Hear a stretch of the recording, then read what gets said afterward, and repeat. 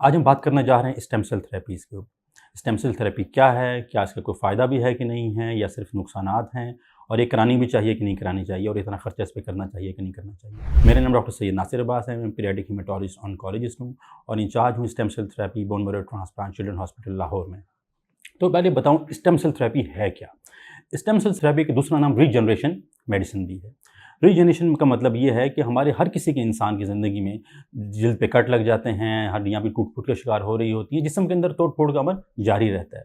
तो कुदरत ने एक निज़ाम रखा हुआ है हमारे अंदर, हमारी बोन मैरो के अंदर कि वहाँ पे स्टेम सेल्स, वो सेल्स जो कोई भी शेप ले सकते हैं, कुदरत उसे वहाँ बना रही है और जिस जगह बॉडी में ज़रूरत पड़ती है वो वहाँ से फ़ौरन मोबिलाइज़ होते हैं, वहाँ पहुँचते हैं और वहाँ पे रीजनरेशन शुरू कर देते हैं। ये कुदरत का एक नॉर्मल मैकेनिज़्म है जो हर इंसान में, हर बच्चे में, हर बड़े में है कि स्टेम सेल्स वो सेल हैं जो बहुत तेज़ी से अपने नंबर बढ़ सकते हैं, तादाद उनकी बढ़ सकती है और एक कोई भी शेप ले सकते हैं जहाँ पे इनकी ज़रूरत होती है। तो ये नॉर्मल नेचुरल है। हम आर्टिफ़िशियल इसको कितना कर सकते हैं? आज के स्टेम सेल थेरेपीज़ का बहुत बूम है, हर चीज़ में स्टेम सेल, जॉइंट्स के अंदर स्टेम सेल, बोन मैरो में स्टेम सेल्स, सर के बालों में हर चीज़ पे जनाब कहा जाता है कि स्टेम सेल्स। तो मैं एक बात ज़रा बताता जाऊँ कि मोर देन 80% स्टेम सेल, माज़रत के साथ हमारे मुल्क में कई जगहों पे बाज़-औक़ात बहुत धोखा है उसके अंदर। कि स्टेम सेल वो सब काम नहीं करते जो दावे किए जा रहे हैं। जो प्रूवन चीज़ें जहाँ पे स्टेम सेल की वाक़ई साबित हो गया है कि वो काम करती हैं, वो बोन मैरो यानी कि जो खून की बीमारियाँ हैं, थैलेसीमियाज़ हैं, कैंसर्स हैं, इसमें प्रूवन है कि हम पूरी की पूरी हड्डियों का गूदा ख़त्म कर देते हैं और नया डाल देते हैं। दूसरी चीज़ें जॉइंट्स के ऊपर किसी हद तक मैं बताऊँगा कौन सी। और तीसरे जो हमारी दिमाग की कुछ बीमारियाँ हैं, वहाँ पर कुछ बीमारियों में सिर्फ़ 1 से 2-3 बीमारियाँ ऐसी हैं जहाँ पे स्टेम सेल थेरेपी काम करती है। स्टेम सेल थेरेपी में देखें 2 तरीके मौजूद होते हैं। एक स्टेम सेल थेरेपी ये है कि हमारी अपनी ही हड्डी के गूदे से या फैट से हम लोगों ने निकाला। अब ये जो हमारे अक्सर जगहों पे होता जा रहा है कि वो सिर्फ़ सिंपल आपका ब्लड में से प्लाज़्मा ले लेते हैं, प्लाज़्मा या फैट मोबिलाइज़ कर लेते हैं, उससे स्पेसिफ़िक करते ही नहीं हैं। मैंने बताया ना कि हमारी बोन मैरो में ये सलाहियत है कि जब वो जिस मुकाम पे पहुँचती है, उसके मुताबिक ढलती है। मसलन मिसाल मैं आपको समझाने के लिए अगर करूँ कि बोन में हमारी हड्डियों में जो स्टेम सेल्स हैं, उन्होंने दिल भी बनाना है, उन्हें दिमाग भी बनाना है, उन्हें हर चीज़ बनानी है, उन्होंने बोन भी बनानी है। अब ये मुमकिन नहीं है कि हम हड्डी वाले एरिया में स्टेम सेल्स वो पहुँचा दें जो कि ब्रेन वाले हों, कोई फ़ायदा नहीं होगा। इसी तरीके से ब्रेन वाले एरिया में हम वो स्टेम सेल पहुँचा दें जो हड्डी जिन्होंने बनना था, उससे कोई फ़ायदा नहीं होगा।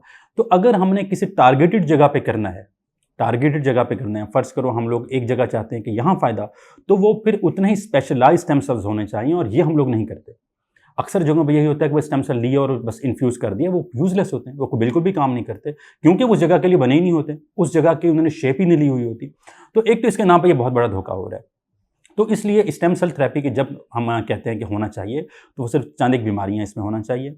वो स्पेसिफ़िक होनी चाहिए। मसलन अगर मैं बोन मैरो की बात करता हूँ तो हमें पता होता है कि CD34 हम इस टेस्ट काउंट करते हैं, क्या वो मतलूबा स्टेम सेल्स मौजूद हैं कि नहीं हैं, जो बोन मैरो में पहुँचेंगे और काम करेंगे। अगर वो मखसूस स्टेम सेल्स नहीं है जो कि बोन मैरो में जाके काम करेंगे, तो कोई थैलेसीमिया के मरीज़ को या खून के मरीज़ किसी को कोई फ़ायदा नहीं होगा, चाहे हम जितने मर्ज़ी स्टेम सेल दे दें। इसी तरीके से अगर कोई शख़्स ऐसे स्टेम सेल जॉइंट में लगाता है या हड्डी के गूदे में लगाता है या पीछे ब्रेन में लगाता है कि उसे दिमाग के मिर्गी काबू में आ जाएगी या उसे छोटे बच्चों में जिसे हम कहते हैं सीपी बच्चों में काम करना शुरू हो जाएगा, तो वो यूज़लेस होते हैं। इसलिए बराए मेहरबानी अगर कोई आपको स्टेम सेल का धोखा देता है या आपसे बात करता है तो आप ज़रूर पूछें कि ये कितने स्पेसिफ़िक हैं, क्या ये वहाँ पे काम करेंगे कि नहीं करेंगे और रिसर्च में कितना साबित हो चुका है, नेट पे हर चीज़ का लिटरेचर मौजूद है कि स्पेसिफ़िक स्टेम सेल्स कितने कामयाब हैं और क्या वो आपके अपने जिस्म से लिए जा रहे हैं या बाहर किसी से लिए जा रहे हैं। एक तो बाहर जो स्टेम सेल लिए जाते हैं, हम किसी से और इस तरह बॉटल्स की फॉर्म में मिल जाते हैं, उसमें बहुत धोखा है कि वो स्टेम सेल होते ही नहीं हैं और वो नॉन स्पेसिफ़िक होते हैं। तो बराए मेहरबानी स्टेम सेल के नाम पे सिर्फ धोखा मत खाइए। स्टेम सेल अगर स्पेसिफ़िक हैं और कोई लिटरेचर उसको सपोर्ट करता है, तब उससे फ़ायदा उठाने की कोशिश कीजिए, वरना आप सिर्फ़ अपना पैसा ज़ाया कर देंगे और आपको कोई फ़ायदा भी नहीं होगा। Thank you very much.